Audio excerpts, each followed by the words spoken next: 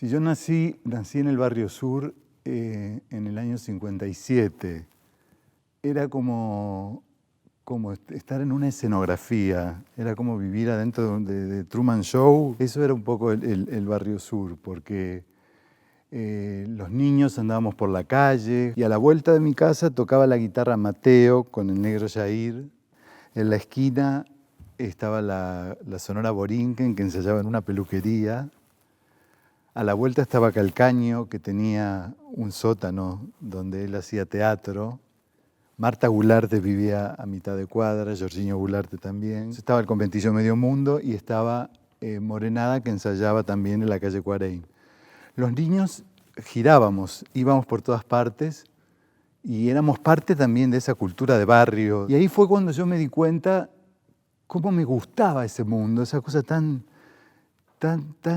diferente a lo que puede haber vivido cualquier otro niño, porque me acuerdo que jugábamos en la calle y yo entraba a mi casa, agarraba un pedazo de pan de flauta, chau, chau, y las puertas no tenían llaves, estaban siempre abiertas, y salíamos de un ensayo. Estaba la casa de Mao también, me acuerdo, que íbamos a buscar unos folletos que nos daban del maoísmo.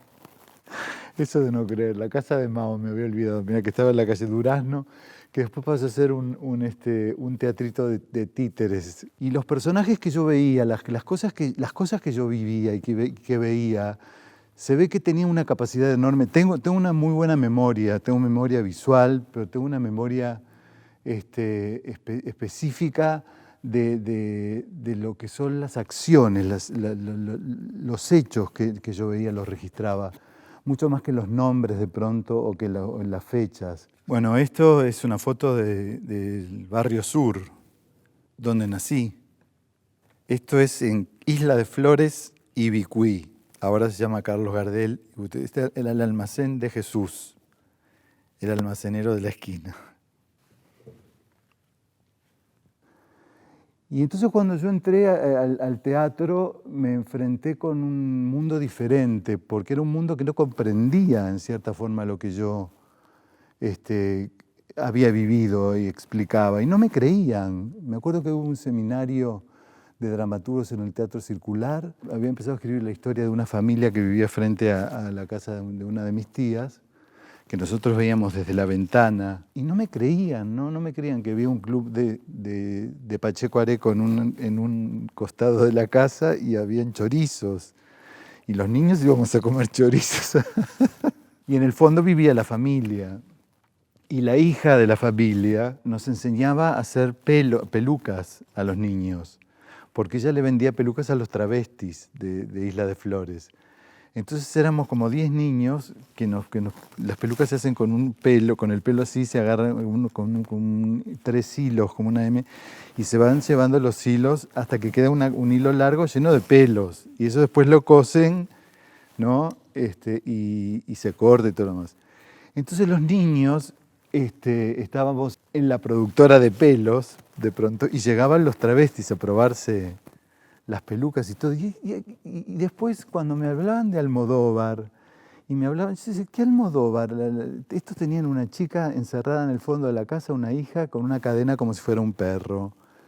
Literal, ¿eh? Lo que pasa es que hay alguna gente que no tiene la suerte, o no sé si es suerte, sí, tal vez sí, de poder nacer o vivir rodeados de toda esa fauna, rodeados de todos esos personajes que a mí me sirvieron muchísimo después para mi carrera, ¿no? Porque siempre supe observar. Yo creo que para un actor o un director, la observación y el recuerdo, la memoria auditiva, fundamental, recordar cómo hablaban los personajes, las voces de los personajes. Es un material impresionante que nunca en la vida lo vas a encontrar en ninguna parte. Y yo tengo registros de cosas que son muy graciosas, y muchas cosas son muy graciosas, pero de pronto son cosas que ahora las ves como patéticas. Por supuesto que no vivíamos en un country privado donde estaba todo ordenado y todo. No, nosotros vivíamos en un barrio de clase trabajadora, pero de gente muy solidaria y muy creativa, con dichos populares, unos diálogos que me han quedado en la cabeza. La madre le decía al hijo, Jorgito, ¿fuiste a ver a Orlando? Y yo digo, fue a ver, ¿qué es eso? Orlando era el calefón, la marca del calefón, Orlando. Entonces, en lugar de, ¿fuiste a bañarte? No, ¿fuiste a ver a Orlando? Entonces vos decís, ¿quién va a creer qué espectador va a creer o va a entender todo este tipo de cosas? No, porque la ficción, la realidad, supera la ficción totalmente. Y ese barrio para mí fue como una especie de marca, ¿viste? Cuando sellan a las vacas. Fue como un sello que me pusieron como para aprender a creer en cualquier cosa, en que cualquier cosa puede existir. León Felipe decía, yo no sé muchas cosas, es verdad, digo tan solo lo que he visto. Bueno, yo digo lo que vi. Y eso para mí fue realmente un campo formidable para poder desarrollar después la creatividad de cualquier espectáculo. Por eso la música, el candombe, la plena, los delfines que ensayaban también al costado de lo de Calcaño, todo eso se mezclaba, el televisor enorme con los niños sentados adelante mirando el domingo la televisión, Mi marciano favorito, o Hechizada, todo eso, y venían los niños del barrio con una frazada que se ponían a mirar porque mi abuela tenía un televisor enorme, de aquellos que tienen una batería al lado. Y todo ese mundo, toda esa generación de los 60, se cargó con todo ese tipo de cultura. Y en un barrio era mucho más gracioso todavía. O sea, era como una cosa de familia abierta, ¿viste? Y eso fue muy importante, que después lo volví a revivir en otra forma, más sistematizado en Río de Janeiro, ¿no?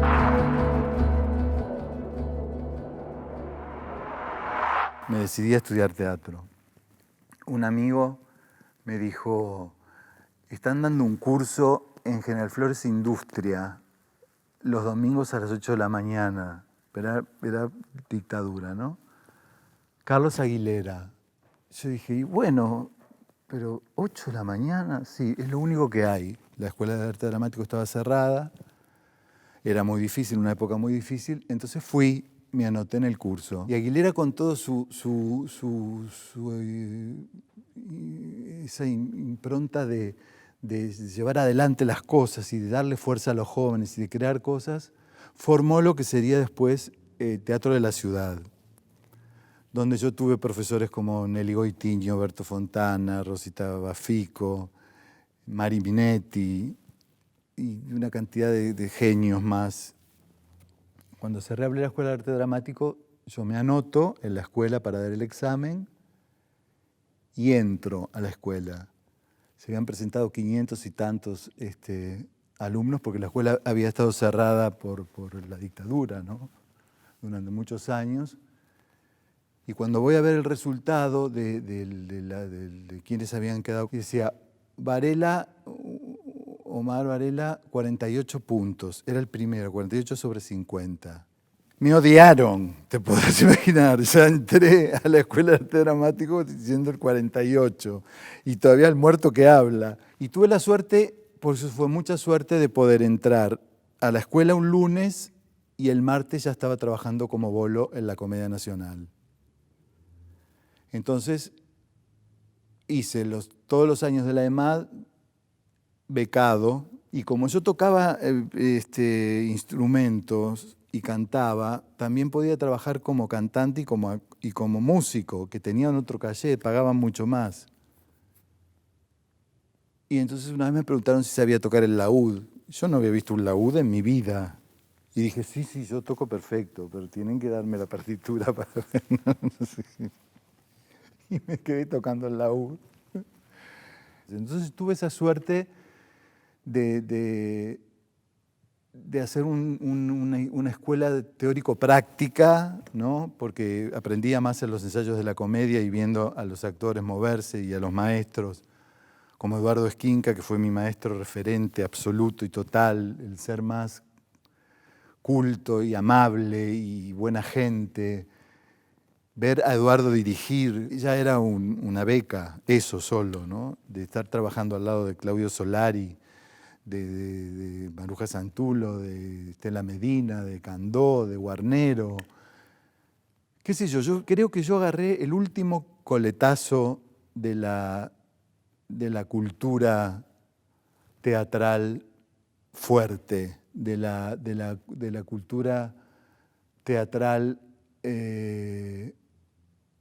con excelencia. No te olvides que todos ellos venían siendo alumnos, eran los alumnos de Margarita Xirgu. Yo me sentaba al costado del escenario a mirar. A mí me gustaba ver cómo movían los directores el piso. Yo me sabía la obra entera de memoria. Y empecé a ver cómo movían los directores y cómo los actores iban evolucionando con los personajes.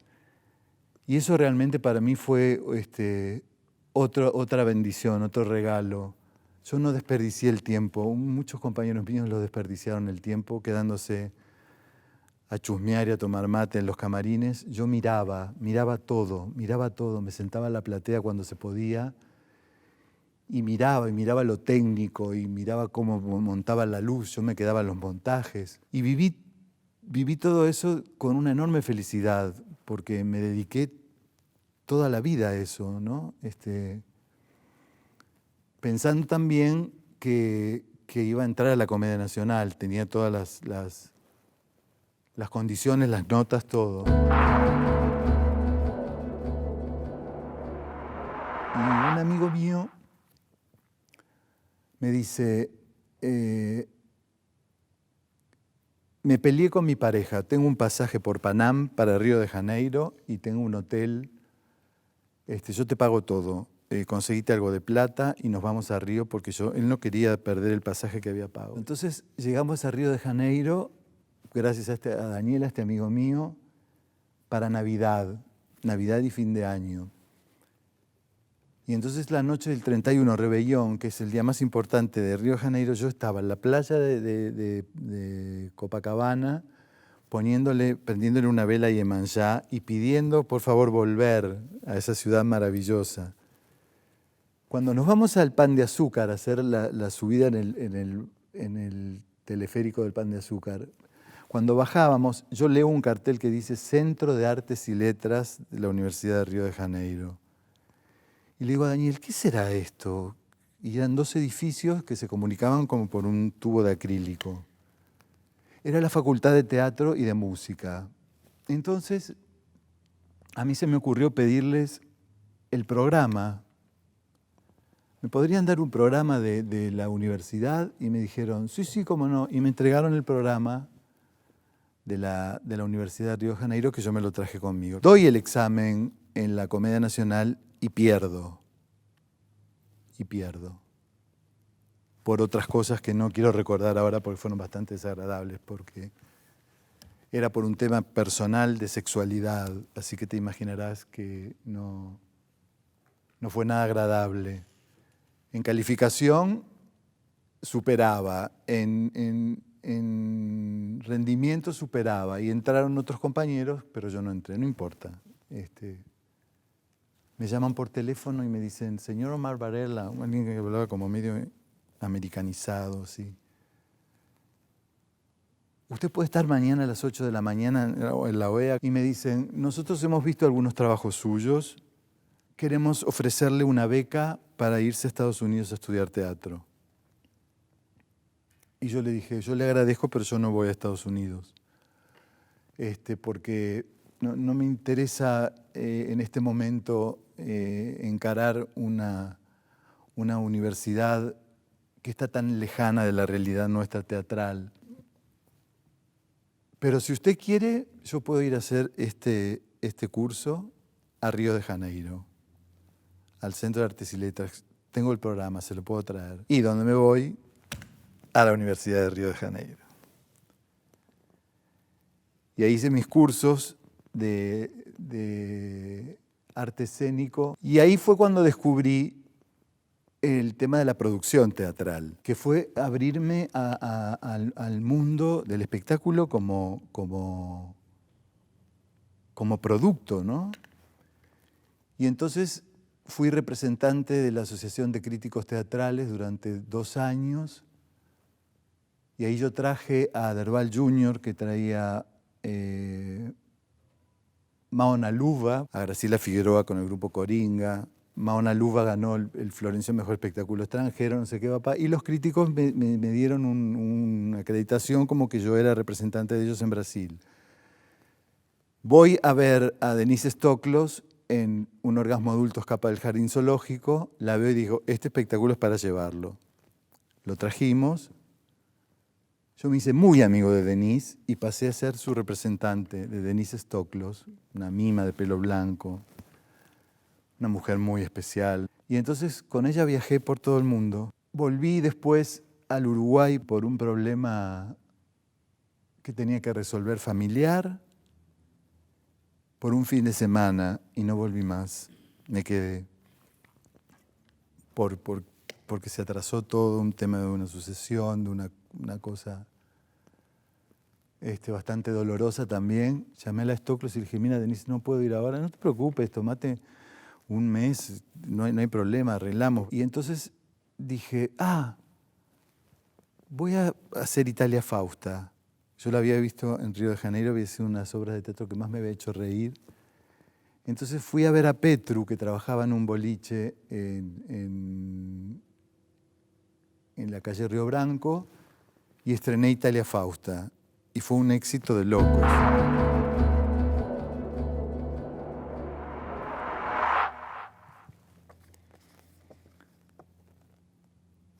Este es el primer programa de Quién le tema Italia Fausta, con Petru Walensky, Estela Mieres y Jorge Elías. Italia Fausta la estrenamos el 8 de febrero de 1988 y estuvo en cartel 17 años, casi. Falleció Charamelo, que era uno de los actores, y decidimos pararla. Pero fue una obra que entró, que encajó en un Uruguay que salía de la dictadura. Y que claro, el teatro durante la dictadura había sido un teatro muy de mensaje, muy de contención, muy de, ¿no? O de estímulo para los espectadores. Pero por otro lado, por otra vía, no había humor, no había teatro de humor. Y bueno, irrumpe esto, una suerte de café-concert con intervención del público. Italia Fausta se convierte en uno de los éxitos más grandes del teatro uruguayo. Y yo, en lugar de quedarme con eso solo, dije, con todo lo que yo había aprendido de producción teatral y de todo lo que había visto, decido formar una compañía. Y bueno, y formo la compañía que estuvo todos estos años en funcionamiento. Nosotros entramos al teatro como arrendatarios, digamos, de las 2 salas y de la cafetería y eso.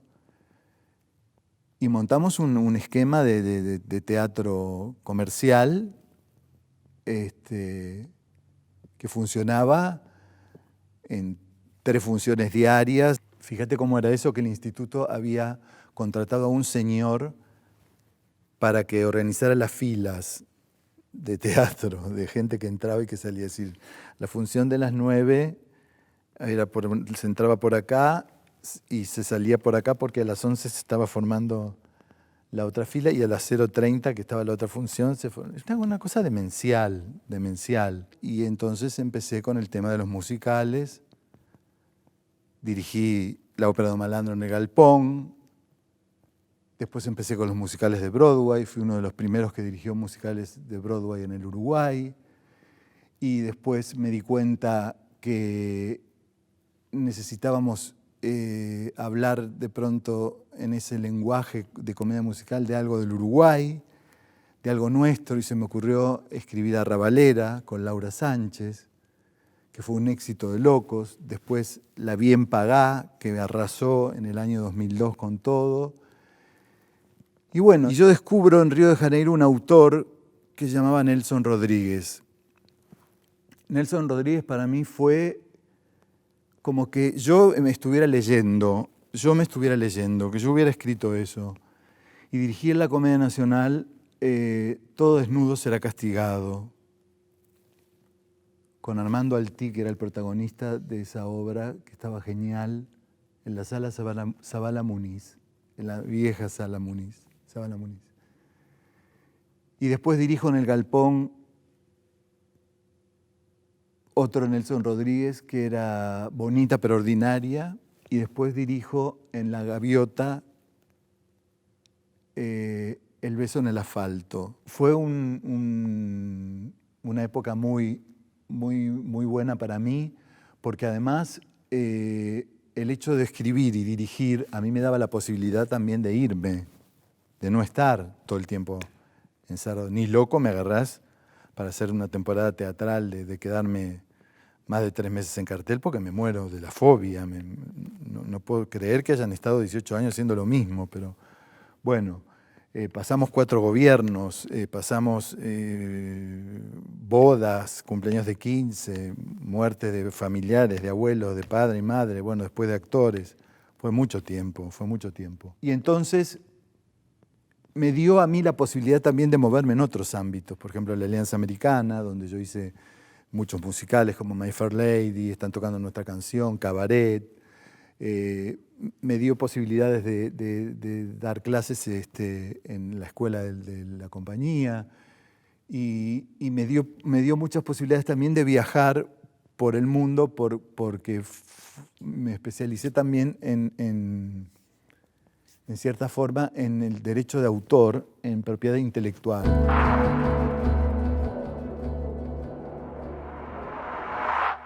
No es fácil dirigir teatro. No es fácil ser director de teatro, porque cuando vos dirigís una pieza de teatro y hay 20 actores, son 20 patologías diferentes. Y vos tenés que trabajar con esas 20 patologías, después te vas a tu casa y no te trabaja nadie, tu patología de 20 más la tuya. Hay que saber cómo le hablas a uno, cómo le hablas al otro, en qué momento, en qué tono. Yo nunca tuve problemas con nadie, jamás. Jamás tuve problemas jamás levanté la voz, jamás. Creo que no es necesario. ¿Por qué? Porque yo le doy seguridad a los actores que dirijo, porque sé lo que estoy haciendo. Cuando vos trabajás como actor con un director que viene y te dice, bueno, la situación es esta, vamos, muévanse, hagan esto. Vos decís, me están dando cosas, ¿no? Cuando vos ves que entra un director y empieza como esa cosa de improvisar y de somos algas, caminamos por no sé qué, yo huyo, no es mi estilo, respeto mucho, pero yo tengo que visualizar.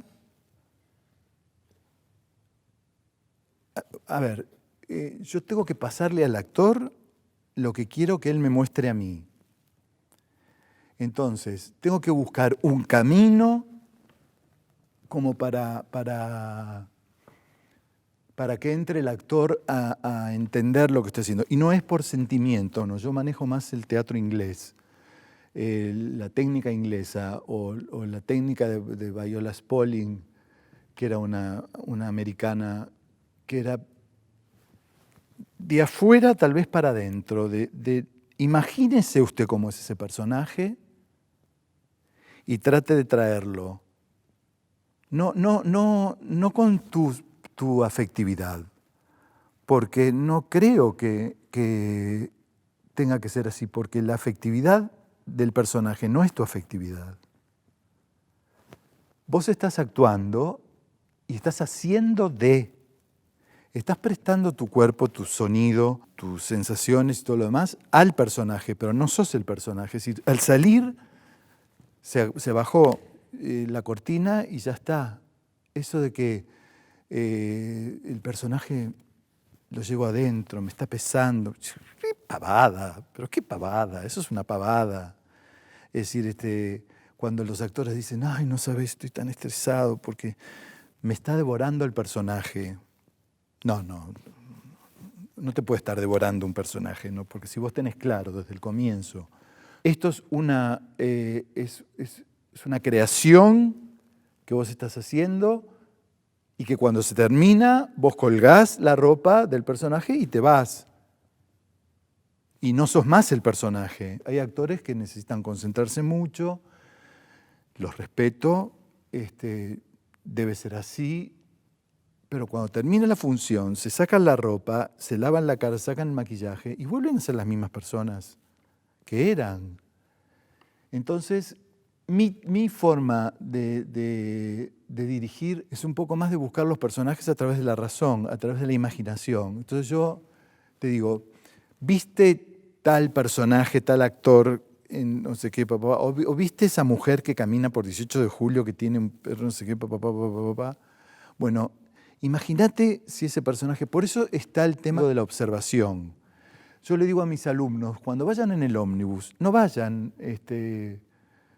con la cabeza pegada al vidrio, así, no, empiecen a mirar mira el zapato, mira la cartera, inventá. O sea, observar y crear a través de la observación, no es criticar, es observar, es guardar, es como si tenés en una computadora una imagen, guardar cómo. Lo guardo en mi registro para después poder crear a través de la observación. Bueno, Esquinca fue mi gran maestro de teatro, y te diría de teatro clásico, ¿no? Tuve la suerte de tenerlo 2 años en la Escuela de Arte Dramático. Hice con él muchas obras de teatro con la Comedia Nacional. Hice desde El Mercader de Venecia, El Buré Gentilhombre, hicimos El Proceso de Kafka, El Caballero de Olmedo. Y también era un ser que te daba una seguridad, te daba una confianza para trabajar, porque él sabía lo que quería. Entonces, cuando el actor siente que lo están protegiendo, todo sale bien. Eduardo para mí fue un gran maestro como profesor de arte escénico, porque yo lo veía a él dirigiendo, y realmente era impresionante el sentido del espacio escénico que tenía ese hombre, el sentido del movimiento y del movimiento justificado y ¿me entendés? Un teatro casi orgánico, como digo, son movimientos orgánicos, que las cosas son por algo. Yo no estoy así acá ahora agarrándome acá y hablándote, no, estoy sentado hablando contigo. ¿Por qué si hago esto en teatro voy a tener que parar? Y no es necesario. Lo que prima en este momento es lo que yo te estoy diciendo, les estoy diciendo a través de mi palabra. Entonces no es necesario. Y eso fue fundamental para mí. Yo hablaba mucho con él, tomábamos café y hablábamos mucho de lo que era el movimiento escénico. Y era un tipo que a pesar de ser grande, era re moderno, era un tipo muy moderno. Cuando después hizo otros espectáculos con Estela Medina, creo que hizo Beckett o Cuarteto, te das cuenta que era un tipo de vanguardia también. ¿Pero por qué? Porque era un tipo muy culto, muy culto. Era un tipo que vos le preguntabas, y era un placer escucharlo porque te estimulaba, como te pasa en el liceo de pronto que un profesor de literatura te estimula, o un profesor de música también, o de dibujo, o de matemáticas, te hace enamorarte de lo que estás haciendo. Eduardo creo que fue para mí el ejemplo de lo que yo quería ser, de que yo hubiese querido ser como él.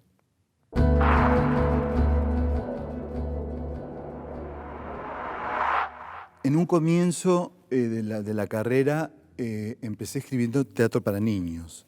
musicales para niños, porque nosotros veníamos de ver ese teatro de ¿dónde se fueron niños? ¿Para aquí, para allá? ¿Dónde está la vaquita? ¿Está aquí, está allá? Y no dábamos crédito a lo que veíamos. Surge en esa época Roberto Fontana, que es un autor de teatro para niños, y empezamos a formar un grupo de jóvenes, Laura Sánchez, Andrea Davidovic, Nacho Cardoso,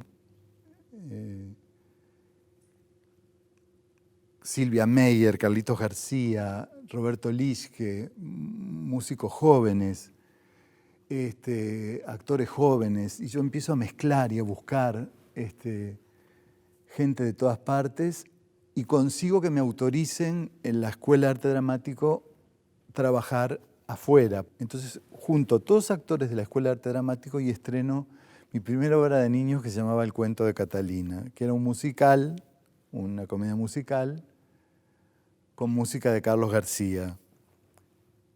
Y estamos un año en cartel. Y pasamos después al notariado, y estamos un año en el notariado, y después yo sigo escribiendo, vamos a jugar a hacer teatro, y después escribo para jugar a la vera, y después escribo La familia merengue, que gana el Florencio, el primer Florencio para niños del teatro uruguayo. Esta es de La familia merengue. Acá estamos con Andrea Davidovic y Carmencita Morán, que fue su debut también en el notariado, musical para niños. Y empiezo a contar las cosas que yo quería decir. Empiezo a contar de pronto todo aquello de lo que hablábamos al comienzo, de aquella escenografía en la que yo vivía. Y escribo Arrabalera, que es un musical de tango con Laura. Laura Sánchez para mí es como mi musa absoluta. Para mí es una de las mejores actrices de este país, además de tener la grandeza de cantar, bailar, actuar y ser absolutamente profesional. Y le escribo La bien pagá, que es una obra que yo había escuchado a mis abuelas, mi abuela principalmente. Esto es una escena de La bien pagá, que están las bailarinas españolas ahí también, de Sergio Galeni, el coreógrafo, y Laura Sánchez y Petru adelante. Mi abuela era vestidora de Concesión Olona, que era una actriz española, y mi abuela la vestía en el Teatro Artigas cuando venían a actuar acá. Mi abuela se casó con una peineta y una mantilla que le prestó Concesión Olona cuando estaban. Fíjate todo lo que hay atrás de esto, que es como una cosa de locos. Y entonces me hablaban de las compañías que venían de Miguel de Molina, de todo. Y entonces yo armo el espectáculo el día que muere Carlos Gardel, que también me habían contado que había sido impresionante. Imagínate la muerte de Carlos Gardel, la gente en las calles. Uruguay sale campeón después del mundo.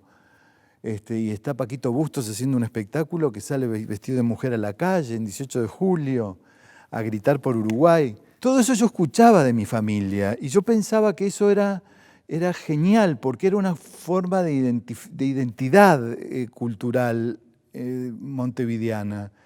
Y lo volqué en esos espectáculos, los volqué en esos musicales y los volqué en Muñecas del Cha-Cha-Cha también, que se desarrollaba en el bar La Mezquita, que era como una boate de la época. Y después escribo un espectáculo que empieza el día que yo nací, el 15 de octubre en el Barrio Sur, que se llamaba Siga el baile. Tenía la necesidad de, ya que había captado a un público específico, el público de los musicales, de seguir, pero ahí paré con los musicales escritos por mí. Y empecé a escribir otro género, tal vez de teatro más pequeño, más de cámara, como fue El País de las Maravillas, que era un poco lo que me había pasado a mí cuando me había ido a estudiar a Río de Janeiro y la vuelta y qué sé yo. Entonces, una mujer que está esperando que venga su hijo para irse con él a Estados Unidos porque ella quiere cambiar la vida. Y fue un espectáculo que fue un éxito impresionante, pero que a mí me conmovió mucho poder estar y poder verlo en el exterior. Hicimos 3 giras por España, América Latina 3 giras también. Y después escribo Un poco de suerte, que es un espectáculo que gana Florencio el mejor autor nacional. Bueno, esta es una obra muy, muy movilizante para mí porque era casi un poco autobiográfica. Se llamaba Un poco de suerte. Acá está Laura Sánchez, Ana Rosa y Gustavo Casco, que eran 3 hermanos que se juntaban para hablar de la herencia de la madre. Cada uno de estos personajes, a pesar de haber sido criados por la misma madre y por el mismo padre, cómo veían la vida diferente, ¿no? Cómo los hermanos a veces son tan diferentes y han sido criados igual. Lindísima obra. Y eso me sirvió para darme cuenta que si vos hablás o escribís realmente con el corazón y con la verdad, por más que sea ficción, es producto de todo eso que vos viviste antes, es producto de todo lo que aprendiste, de lo que pudiste compartir. Y es viable. Yo creo, cuando le digo a los jóvenes que es muy difícil hacer teatro, ¿no? Porque de pronto alguien está viendo esto y dice, qué suerte tuvo. Sí, fue suerte un poco de suerte fue, como la obra esta que yo escribí. Pero hubo mucha dedicación. Yo le di mi vida al teatro, como decía Italia Fausta, que era una actriz brasileña, una actriz italiana que fundó un grupo de jóvenes en un taller de una fábrica, hizo su primer grupo de teatro en San Pablo. A lo único que le fui fiel, dice ella, fue al teatro. Yo también. Yo fui fiel al teatro, solamente. Ya trabajé con todos los que quise, cuando quise, hice lo que quise, pero siempre me dediqué a esto, no me distraje. Hay una canción de Silvio Rodríguez que para mí es genial que dice: la gente que me quiere y que me odia no me va a perdonar que me distraiga, ¿no? Entonces no hay que distraerse. Creo que hay que estar a full trabajando sin pisar a nadie, sin pisarle la cabeza a nadie, sin matar a nadie, sin hablar de nadie, porque lo que tenés que tener realmente, lo que tenés que ser realmente es ser buena gente. Y si realmente tenés talento y no copias a nadie y sos verdadero y no te avergüenza nada de lo que vos hagas, dónde hayas nacido, cuál sea tu opción sexual, cuál sea tu opción política y lo que fuere, siempre te van a respetar. Siempre te van a respetar y siempre te van a considerar. Ahora, tenés que elegir. Y ahí está la dificultad. Los uruguayos queremos todo de una vez y todo no se puede. Demasiado a la vez es demasiado, decía Beckett, ¿no? Y creo que a los jóvenes que quieren una cosa inmediata, que es como las academias Pitman, ¿viste? Que quieren entrar al teatro un lunes y el domingo ya actuar en una obra, o a los bailarines que entran a bailar y ya quieren, no, despacio, esto es serio, esto es una profesión muy seria. Cuando descubro a Nelson Rodríguez, lo descubro en la biblioteca de la universidad, me dice el bibliotecario, te voy a dar los libros de él, pero te los voy a dar de a uno. No lleves la obra completa. Yo te voy a dar para que vayas entrando. Me dio primero Vestido de novia, de Nelson Rodríguez. Yo la leí y dije, no se puede creer, qué brutal. Y ya empecé, ya quería leer todo. Y lo mismo me pasa con Jacobo Lachner. lo que leo de Jacobo parece que lo hubiera escrito yo. Es como que qué coraje, ¿no? Que uno dice que parece que escribiera como Nelson Rodríguez o como Jacobo Langer. No es eso. Es que uno cuando lee algo y parece que lo hubiera escrito uno, que uno piensa igual que eso. Yo creo que la genialidad de Jacobo Langer, para mí, Jacobo es el mejor autor rioplatense de teatro por lejos. Ni que hablar de Esperando la carroza, que es una cosa eterna, pero obras de él como Paternoster, por ejemplo, o Un agujero en la pared, o Los artistas. Es un tipo que sabe observar, que supo observar y que supo llevar a la realidad, a la ficción, esa realidad que él vio, ¿no? Y me divierte tanto Jacobo, pero Nelson Rodríguez me divierte, pero es más perverso, es más negro. Por eso me gusta también, pero creo que ellos dos son los dos autores latinoamericanos que más me importan. Es una cosa pendiente, que ya no la voy a poder hacer, pero me quedó pendiente El jardín de los cerezos, esa obra que la vi 1000 veces. Tuve la suerte de ver dirigido por Sam Mendes en Londres, Tío Baña. Y la gente se reía a carcajadas, estaba viendo una comedia. Entonces ahí entendí el humor chejoviano.